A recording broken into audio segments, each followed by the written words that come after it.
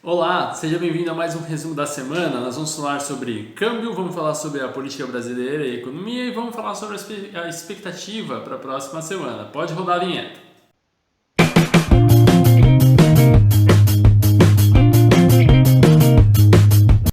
Começando então para falar sobre o dólar. Dólar que começou a semana da mesma maneira que terminou, na faixa de 5,32. Ele subiu, ele desceu, enfim, esse dólar teve uma instabilidade ao longo da semana, mas se manteve nessa faixa dos 5,30.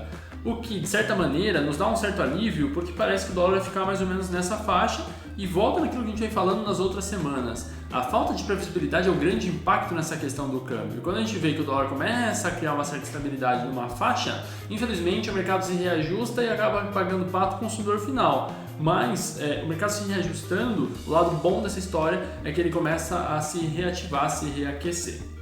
Falando sobre o segundo tema, falando um pouquinho sobre a política e a economia brasileira, nós também tivemos um reflexo bastante interessante por conta da política externa. Estados Unidos anunciando um novo pacote de investimentos, nós tivemos alguns países anunciando que talvez as vacinas saiam mais rápido do que se imaginava. Enfim, nós tivemos alguns sinais positivos no mercado a nível externo que animaram um pouco a nível interno. A nível interno a gente teve uma série de episódios aí, teve a confirmação do Covid pelo nosso presidente Bolsonaro, teve a efetivação de um ministro da Educação aí da ala militar, enfim, nós tivemos vários acontecimentos, alguns conflitos, enfim, guerra daqui e dali, fake news, mas de certo modo a nível de políticas do apoio e incentivo a gente poder sair dessa questão da pandemia, nós tivemos aí o Pronamp sendo efetivado pelo Banco Itaú essa semana, Banco do Brasil e Caixa quase que se esgotando aí para atender essas linhas de financiamento, então parece que realmente agora o pequeno e médio empresário atingiram as linhas de crédito e ainda falta muito mais, faltam outros grandes bancos colocarem isso aí em prática, as cooperativas de crédito, enfim,